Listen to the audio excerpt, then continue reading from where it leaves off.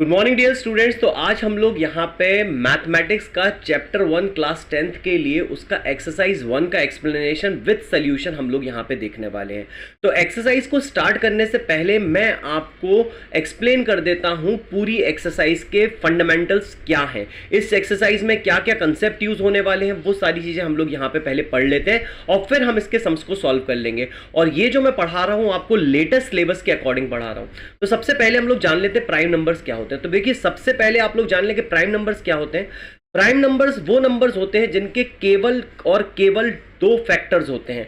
ऐसे नंबर जिनके सिर्फ 2 फैक्टर्स होते हैं उनको हम लोग बोलते हैं प्राइम नंबर्स। भाई फैक्टर क्या होता है?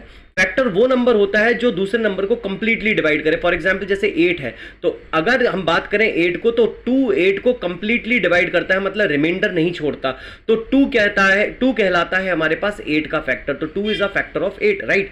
तो प्राइम नंबर्स वो नंबर्स होंगे जिनके केवल और केवल 2 ही फैक्टर आएंगे। जैसे फॉर एग्जांपल 2 है, अब अगर 2 की बात करें तो 2 1 से कंप्लीटली डिवाइड हो सकता है और 2 खुद से यानी कि 2 से भी कंप्लीटली डिवाइड हो सकता है। इसके अलावा ऐसा कोई नंबर नहीं है जिससे 2 कंप्लीटली डिवाइड हो पाए। तो ये जो 2 है इसके सिर्फ और सिर्फ 2 ही फैक्टर्स आ रहे हैं, तो 2 को हम लोग बोल सकते हैं कि एक प्राइम नंबर है। फॉर एग्जांपल हम 7 ले लें। अब अगर 7 की बात करें तो 7 कंप्लीटली अगर डिवाइड होगा तो 1 से होगा, या फिर 7 अगर कंप्लीटली डिवाइड होगा तो खुद से यानी कि 7 से होगा। बात समझ में आया?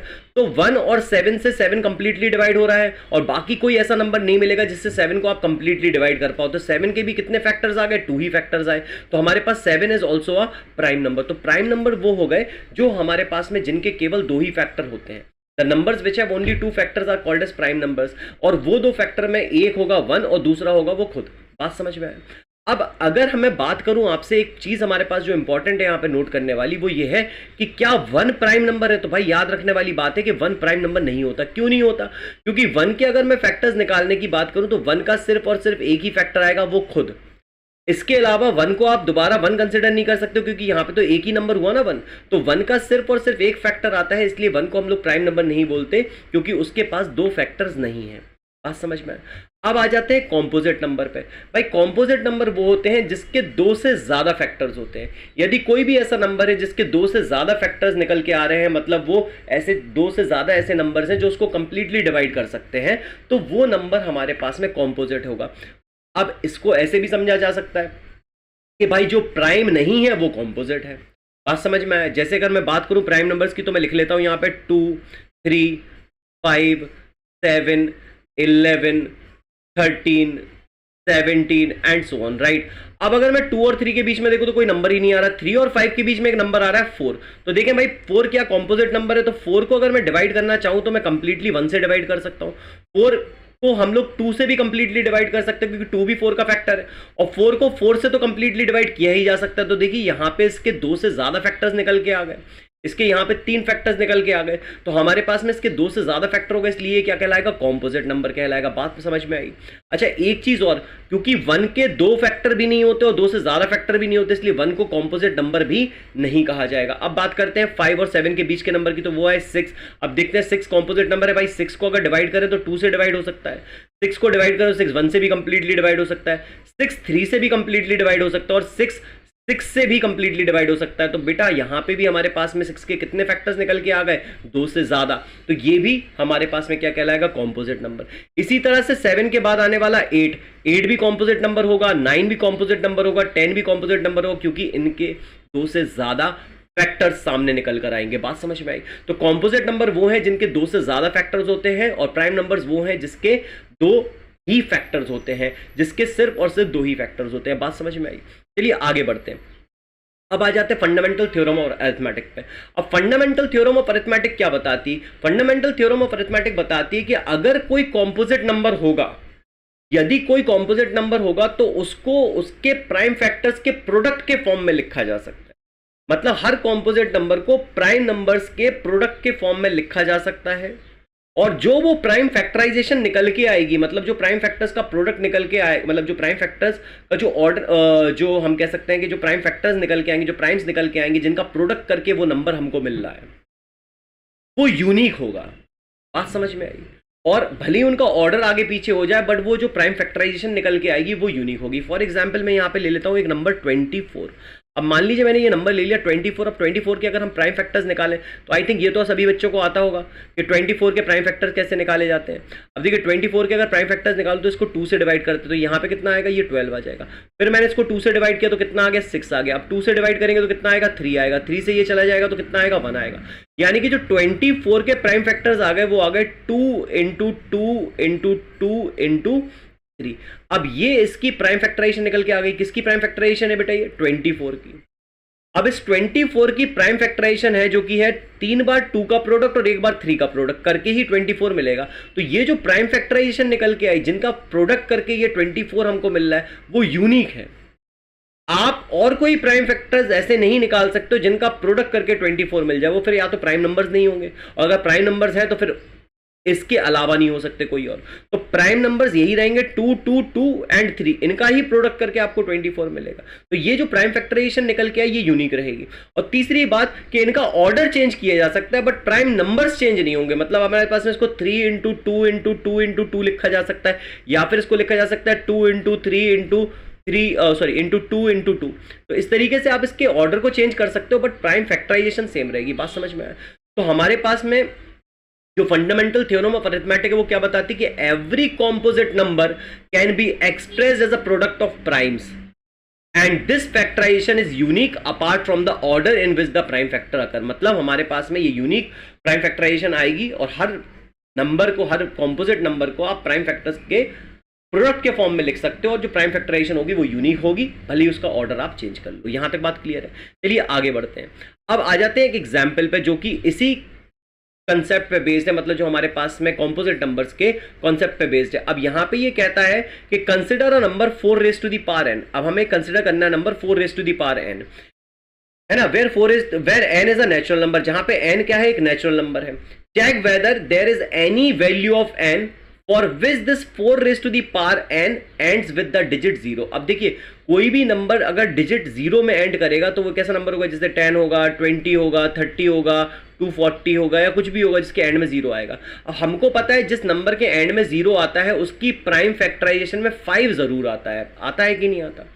अब अगर ये 4 raise to the power n has to end in 0, अगर ये 4 raise to the power n के n का जो वैल्यू आएगा वो अगर उसके एंड में 0 आएगा तो इस नंबर का, that is 4 raise to the power n का प्राइम फैक्टराइजेशन में हमारे पास 5 आना चाहिए। अगर 5 इसकी प्राइम फैक्टराइजेशन में नहीं आएगा तो it can never end in 0। अगर इसकी प्राइम फैक्टराइजेशन में 5 आता है तो इट कैन एंड इन 0। अगर n की कोई ऐसी वैल्यू पुट कर दें जिससे इसकी प्राइम फैक्टराइजेशन में 5 आ जाए तो फिर ये एंड करेगा हमारे पास 0 में। चलिए चेक करते हैं। अब 4 को मैं लिख सकता हूं 2 रेज़ टू द पावर 2 और यहां पे n, अब ये हो जाएगा 2 rays to the power 2n, क्योंकि हम सभी को पता होगा कि a की पावर m की होल पावर n होता है a raise to the power m into n। तो देखिए 4 को मैंने क्या लिख दिया, 4 को लिख दिया 2 रेज़ टू द पावर 2। अब 2 रेज़ टू द पावर 2 यानी 4 की पावर n तो था ही, अब 2 रेज़ टू द पावर 2 है और उसकी भी पावर n है तो हमारे पास हो जाएगा 2 rays to the power 2n। बात समझ में आया?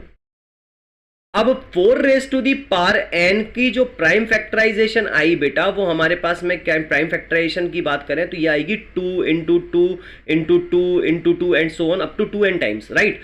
बट यहां पे जो प्राइम फैक्टर आ रहा है हर बार वो कितना आ रहा है, 2 ही आ रहा है। 2 के अलावा तो कोई प्राइम फैक्टर आएगा नहीं। आप n का कुछ भी वैल्यू पुट कर लो, आप चाहे इसका वैल्यू 3 कर लो तो 6 टाइम्स 2 को मल्टीप्लाई करना पड़ेगा। नेचुरल नंबर है ना ये n, आप इसको 4 कर दो तो हमारे पास 8 टाइम 2 को मल्टीप्लाई करना पड़ेगा। तो इसकी प्राइम फैक्टराइजेशन में हमेशा 2 ही आएगा, 5 कभी नहीं आएगा। अब इसकी क्योंकि 4 raise to the power n की प्राइम फैक्टराइजेशन में 5 नहीं आ रहा है, that means this number can never end in 0 for any value of n, where n being a natural number. आप n की कोई भी वैल्यू पुट कर दीजिए भाई, इसके एंड में आपको 0 नहीं मिलेगा। बात समझ में? आई होप यहां तक आपको बात क्लियर हो गई। चलिए आगे बढ़ते हैं। अब आ जाते हैं, तो अब देखिए नेक्स्ट टॉपिक जो हमारा है वो है एचसीएफ एंड एलसीएम। तो नेक्स्ट टॉपिक हमारा जो है वो है एचसीएफ एंड एलसीएम। तो चलिए हम लोग सबसे पहले इसको समझने के लिए एचसीएफ कैसे निकालना है और एलसीएम कैसे निकालना है, इसको जानने के लिए हम लोग क्या करेंगे, हम लोग 2 नंबर्स को ले लेते हैं। मैं यहाँ पे ले लेता हूँ एक नंबर 24 और दूसरा नंबर मैंने ले लिया 42। तो सबसे पहला काम आप क्या करिए, इन दोनों की प्राइम फैक्टराइजेशन निकाल लीजिए। अब देखिए 24 की अगर मैं प्राइम फैक्टराइजेशन निकालूंगा तो मैं इसको 2 से डिवाइड करूंगा तो ये कितना आएगा, 12 आएगा। अब 2 से डिवाइड किया जाए तो ये 6 आएगा। अब 2 से डिवाइड किया जाए तो कितना आएगा, 3 आएगा। और 3 से डिवाइड किया जाए तो 1 आएगा। तो जो 24 का प्राइम फैक्टराइजेशन आएगा वो हमारे पास में आएगा 2 into 2 into 2 multiply two 3 right. अब अगर मैं चाहूं तो इसको ऐसे भी लिख सकता हूं 24 2 raise to the power 3 multiplied to 3 raise to the power 1। बात समझ में आया। अब ऐसे ही हम लोग क्या करेंगे 42 का प्राइम फैक्टराइजेशन निकालेंगे। तो 42 का प्राइम फैक्टराइजेशन निकालोगे तो किससे डिवाइड करोगे 2 से, 21 आएगा। अब इसको 3 से डिवाइड करें तो कितना आएगा भाई, 3 से डिवाइड करेंगे तो हमारे पास में 7 आ जाएगा। अब 7 से डिवाइड करेंगे तो कितना आएगा 1 आएगा। तो भाई अगर 42 के प्राइम फैक्टराइजेशन को लिखा जाए तो हम लोग लिखेंगे 2 की power 1 multiplied to 3 raise to the power 1 multiplied to 7 raise to the power 1। बात समझ में आया। अब अगर मुझे इनका एचसीएफ निकालना है यानी हाईएस्ट कॉमन फैक्टर निकालना है। अब देखिए एक चीज और समझिए कि एचसीएफ को ही हम लोग जीसीडी भी बोलते हैं, ग्रेटेस्ट कॉमन डिवाइजर या फिर हाईएस्ट कॉमन फैक्टर, एक ही बात होती है। तो अगर आपके सामने जीसीडी लिख के आ जाए तो कंफ्यूज मत हो जा रहा कि क्या निकालना है और आप पेपर में वो सम छोड़ दें या फिर कंफ्यूज हो जाए। तो जीसीडी होता है ग्रेटेस्ट कॉमन डिवाइजर और एचसीएफ होता है हमारे पास हाईएस्ट कॉमन फैक्टर। दोनों एक ही चीज होते हैं, मतलब एचसीएफ एंड जीसीडी ये दोनों ही चीजें सेम है। बात समझ में आए। अब हाईएस्ट कॉमन फैक्टर निकालने के लिए आपको क्या करना है, जो कॉमन फैक्टर्स है, जो कॉमन प्राइम नंबर्स हैं, उनको लोएस्ट पावर के साथ लेके प्रोडक्ट कर देना। अब यहाँ पे कॉमन फैक्टर में मेरे को दिखाई दे रहा है 2, तो यहाँ पे आएगा 2 और इसकी लोएस्ट पावर है 1, तो 2 की पावर 1 ले लिया जाएगा। और यहाँ पे कॉमन फैक्टर में 3 भी आ रहा है तो हम लोग ले लेंगे 3 और 3 की लोएस्ट पावर है 1, तो ये हमारे पास में हो जाएगा 6। तो एचसीएफ कितना आ गया बेटा, यहाँ पे एचसीएफ हमारे पास में 6 आ गया। अब बात करते हैं एलसीएम की। तो देखिए एलसीएम में आपको ज्यादा कुछ नहीं करना है, आपको सिर्फ देखना है कि कौन कौन से प्राइम फैक्टर्स एग्जिस्ट कर रहे हैं दोनों की प्राइम फैक्टराइजेशन में। अब जो भी प्राइम फैक्टर्स एग्जिस्ट कर रहे होंगे उनको उनकी हाईएस्ट पावर के साथ ले लो और मल्टीप्लाई कर दो। अब जैसे हमने यहाँ पे ले लिया 2, एक प्राइम नंबर जो एग्जिस्ट कर रहा है 2 है, 2 की पावर कितनी लेगी, हाईएस्ट पावर लेनी है 3।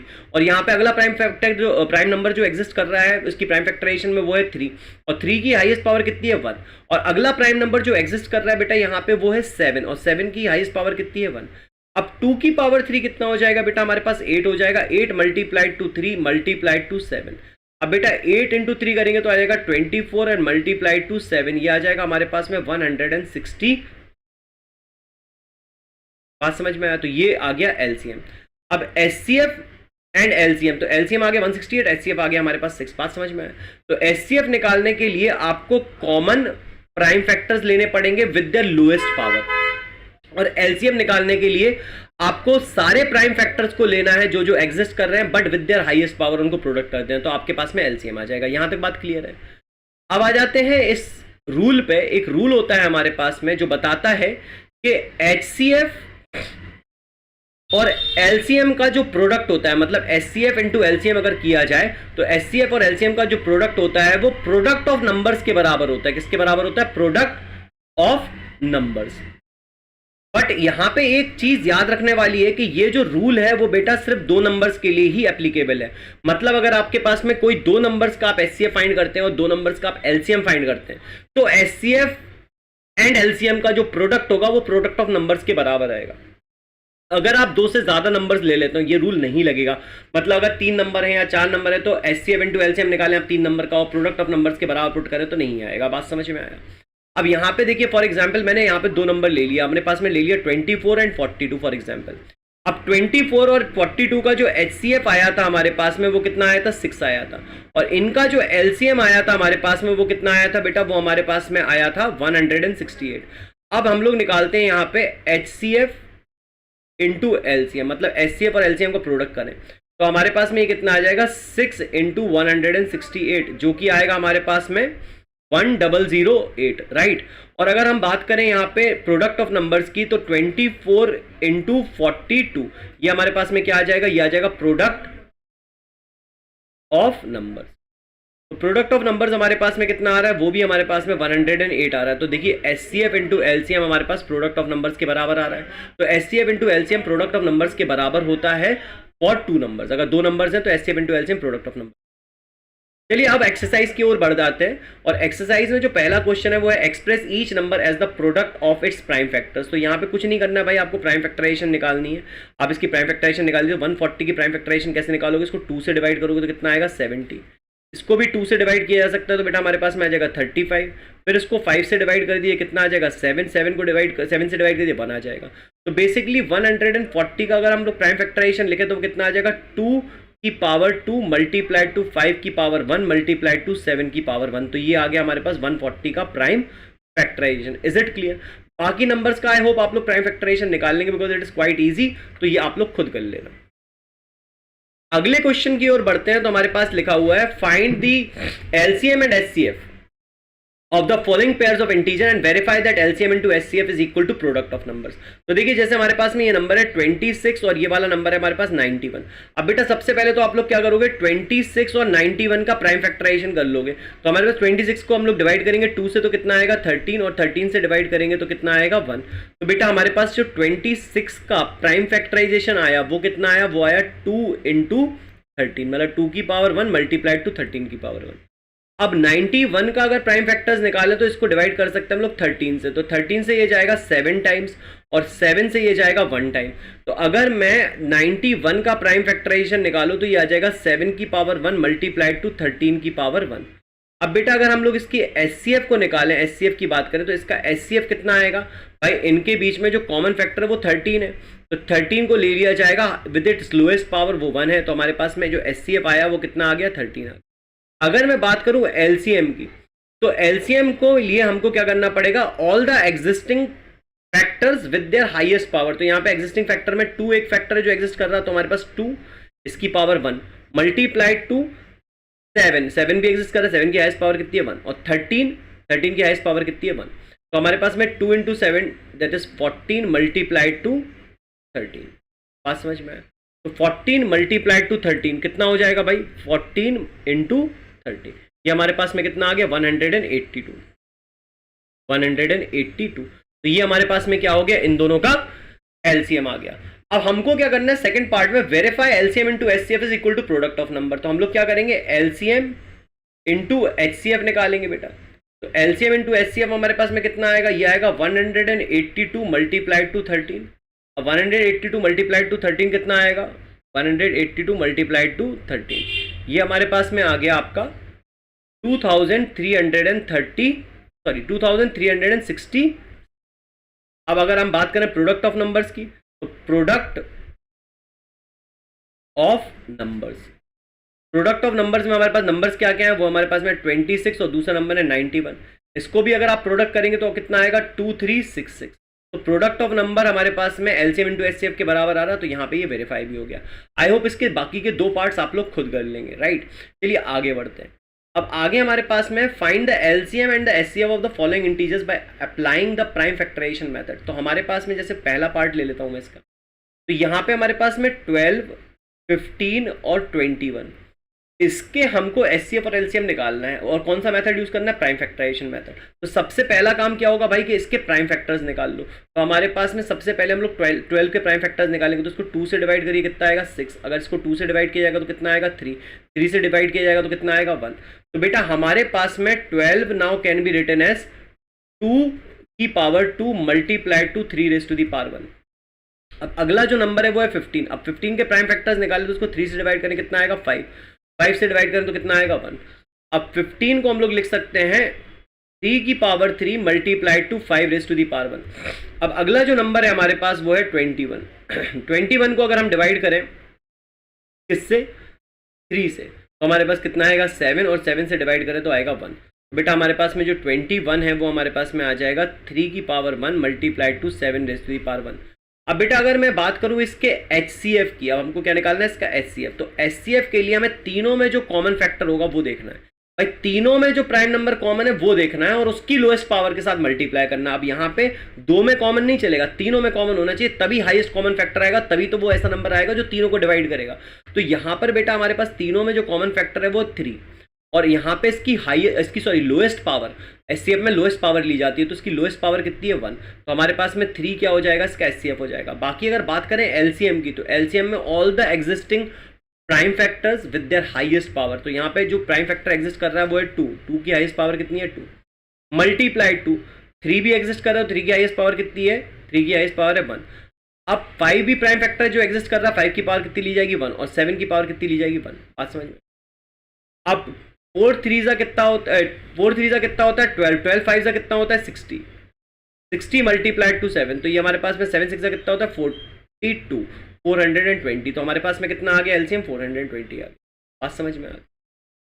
चलिए इस तरीके से आप बाकी 2 पार्ट भी और कर लेंगे। अब आ जाते हैं गिवन दैट, फोर्थ क्वेश्चन पे, given that HCF of 306 and 657 is 9, find their LCM. अब देखिए हमारे पास में जो नंबर है, पहला नंबर वो हमारे को दिया है 306, और जो नंबर सेकंड है हमारे पास वो हमको दिया है 657। बात समझ में आया? अब इनका जो एचसीएफ है वो हमारे पास में कितना दिया हुआ है? एचसीएफ हमारे पास में 9 दिया हुआ है। हमको क्या निकालना है? हमको एलसीएम निकालना है। अब हमको पता है कि दो नंबर्स हैं, तो हमारे पास क्या होगा? रूल होगा HCF into LCM is equal to product of number. तो प्रोडक्ट ऑफ नंबर क्या हो जाएगा? n1 n2। बात समझ में आ गया? अब एचसीएफ का वैल्यू पुट कर दो, तो एचसीएफ का वैल्यू कितना है? 9। एलसीएम हमारे पास है नहीं जो हमको फाइंड करना है। अब हमारे पास में नंबर, फर्स्ट नंबर कितना है? 306 मल्टीप्लाइड टू दूसरा नंबर कितना है बेटा हमारे पास? 657। तो आपके पास में जो एलसीएम आ जाएगा वो कितना आ जाएगा? 306 मल्टीप्लाइड टू 657 डिवाइडेड बाय बेटा कितना आ जाएगा? 9। चलिए इसको सॉल्व कर लेते हैं। यहाँ पे हमारे पास में 306 मल्टीप्लाइड टू कितना है? 657 डिवाइडेड बाय कितना करना है? 9। तो ये आ जाएगा बेटा हमारे पास में जो एलसीएम आ जाएगा वो आ जाएगा 22,338। तो ये आपका एलसीएम आ गया। बात समझ में आया? तो ये हमारा क्या हो गया? एलसीएम। Is it clear? तो इस तरीके से हम लोग इसको फाइंड कर सकते हैं। चलिए अगले क्वेश्चन की ओर बढ़ते हैं, फिफ्थ क्वेश्चन। अब ये जो फिफ्थ क्वेश्चन है वो मैंने आपको एग्जाम्पल में भी समझा दिया था, इसी की जैसा क्वेश्चन था। तो आपको चेक करना है वेदर 6 की पावर n, मतलब 6 raise to the power n जो नंबर है, जो इसका वैल्यू आएगा, है ना, can end with digit 0 for any natural number n, मतलब n की कोई भी नेचुरल वैल्यू पे क्या हमारे पास 6 की पावर n 0 में एंड करेगा। अब ये बात आपको पता है कि भाई जो भी नंबर 0 में एंड करेगा उसकी प्राइम फैक्टराइजेशन में 5 होना जरूरी है। मतलब कोई भी ऐसा नंबर है जिसके एंड में 0 आता है, अगर आप उसके प्राइम फैक्टर्स निकालोगे तो उसमें 5 आएगा ही आएगा। मतलब जो भी नंबर 0 में एंड कर रहा है उसकी प्राइम फैक्टराइजेशन में 5 होता है। तो अगर हमारे पास में 6 की पावर n अगर एंड करेगा 0 में तो इसकी प्राइम फैक्टराइजेशन में 5 होना चाहिए। अब अपन इसकी क्या करते हैं? प्राइम फैक्टराइजेशन निकाल लेते हैं और फिर चेक करते हैं कि उसमें 5 आ रहा है या नहीं आ रहा। अगर उसमें 5 आता है तो ये एंड कर सकता है 0 में, अगर 5 नहीं आएगा इसकी प्राइम फैक्टराइजेशन में तो ये 0 में एंड नहीं करेगा। तो चलिए देख लेते हैं। अब 6 की पावर n की प्राइम फैक्टराइजेशन निकालेंगे तो 6 को लिख देंगे हम लोग 2 इंटू 3 और इसकी पावर n। अब 2 की पावर n हो जाएगा ये मल्टीप्लाइड टू 3 की पावर n हो जाएगा। बात समझ में आया? अब 2 की power n multiplied to 3 raise to the power n। यहां तक बात क्लियर है? बोलो हाँ या ना। अब यहां पे अगर हम n की कोई भी नेचुरल वैल्यू ले लें, इसकी प्राइम फैक्टराइजेशन में कुछ मतलब 5 नहीं आ सकता, इसकी प्राइम फैक्टर में कोई और प्राइम नंबर नहीं आ सकता, और 5 कोई और प्राइम नंबर है जो 2 और 3 नहीं है, तो हमारे पास में इसमें 5 इसकी प्राइम फैक्टराइजेशन में नहीं आ सकता बेटा। तो आपके पास में अगर आप n की कोई भी वैल्यू ले लो, फॉर एग्जांपल मैं n की वैल्यू यहाँ पे 3 ले रहा है, n की वैल्यू कितनी ले ली मैंने? 3। तो n की वैल्यू अगर 3 लेंगे तो ये हो जाएगा 2 की पावर 3 मल्टीप्लाइड टू 3 की power 3, that will be equal to 2 into 2 into 2 multiplied to 3 into 3 into 3। ऐसे ही आप n की कोई भी वैल्यू पुट करोगे प्राइम फैक्टर्स तो 3 और 2 ही आएंगे, मतलब 5 इसकी प्राइम फैक्टराइजेशन में नहीं आ पाएगा। तो यानी कि अगर इसकी प्राइम फैक्टराइजेशन में 5 नहीं आएगा तो ये एंड भी नहीं कर पाएगा 0 में। बात समझ में आ गया? देयरफॉर 6 की power n can never end in 0 for any value of n and n being a natural number. बात समझ में? चलिए आगे बढ़ते हैं अगले क्वेश्चन की ओर। क्वेश्चन नंबर 6 देख लेते हैं। अब हमको एक्सप्लेन करना है, explain why this number and this number are composite number. ये कॉम्पोजिट नंबर क्यों है? तो मैं इसका पहला पार्ट उठा लेता हूं। देखिए 7 इंटू 11 इंटू 13 प्लस 13 लिखा हुआ है, ठीक है। अब यहां से अगर मैं 13 को कॉमन ले लूं तो यहां पे कितना बचेगा अंदर? 7 इंटू 11 और प्लस का बचेगा 1। बात समझ में आ गया? देखिए यहाँ पे 7 इंटू 11 इंटू 13 में से 13 बाहर ले लिया तो क्या बचा? 7 इंटू 11 बचा, और यहां से 13 बाहर ले लिया तो क्या बचा? 1 बचा। अब ये हो जाएगा 13 मल्टीप्लाइड टू 7 इंटू 11 कितना हो जाएगा? 77। 77 प्लस 1 कितना हो जाएगा? 78। अब देखिए ये जो नंबर है basically this can be written as 13 into 78। बात समझ में आई? अब 13 इंटू 78 जो नंबर है यहाँ पे हमको क्लियरली दिखाई दे रहा है कि इसके 2 से ज्यादा फैक्टर, क्योंकि ये देखिए 13 से तो डिविजिबल है ही, ये 78 से भी डिविजिबल है, ये 1 से भी डिविजिबल है, और 13 और 78 के प्रोडक्ट से भी डिविजिबल होगा, और बाकी कुछ और नंबर से भी डिविजिबल होगा। तो clearly we can see that it has more than 2 factors, and when it has more than 2 factor it is a composite number. बात समझ में आ गई? तो यहाँ पे हम लोग इसका कॉमन लेने के बाद इसको 13 इंटू 78 लिख देंगे और स्टेटमेंट लिख देंगे कि clearly we can see that it has more than 2 factor, therefore it is a composite number. बात समझ में आई? चलिए आगे बढ़ते हैं अगले क्वेश्चन की ओर। अब यहाँ पे हमारे पास में एक वर्ड प्रॉब्लम है। There is a circular path around a sports field. Sonia takes 18 minute to drive 1 round of the field while Ravi take 12 minutes for the same. Suppose they both start at the same point at the same time and go in the same direction, after how many minutes will they meet again at the starting point. तो देखिए ऐसे suppose करिए आपके पास में एक circular field है हमारे पास।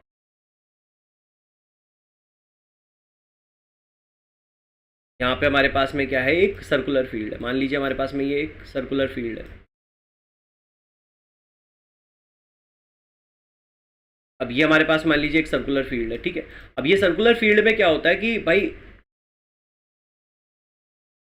यहाँ पे दो लोग स्टार्ट करते हैं, तो एक बंदा यहाँ से ए पॉइंट है, मान लीजिए यहाँ से दो लोग स्टार्ट करते हैं, तो ये सर्कुलर फील्ड में जा रहा है ए, और दूसरा बंदा भी इसी डायरेक्शन में सर्कुलर फील्ड में जा रहा है।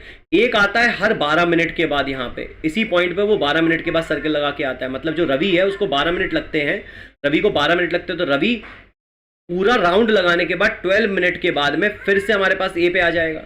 ऐसी सोनिया क्या है, सोनिया को लगते हैं 18 मिनट्स एक राउंड कंप्लीट करने में, तो हर 18 मिनट के बाद सोनिया भी इस पॉइंट पे आएगी। बोलो हाँ या ना। तो यहां पे बेटा आपको समझ में आ रहा होगा कि 12 मिनट के बाद, हर 12 मिनट के बाद रवि हमारे पास में क्या होगा, इस पॉइंट पे आएगा, और हर 18 मिनट के बाद सोनिया इस पे आएगी। तो जो 12 और 18 का जो मल्टीपल होगा, जो 12 और 18 का मल्टीपल होगा, जो टाइम 12 और 18 का मल्टीपल होगा, उस टाइम पे दोनों लोग ए पे मिलेंगे। बोलो हाँ या ना। तो हम लोग इस सम को सॉल्व करने के लिए इसका एलसीएम निकाल लें।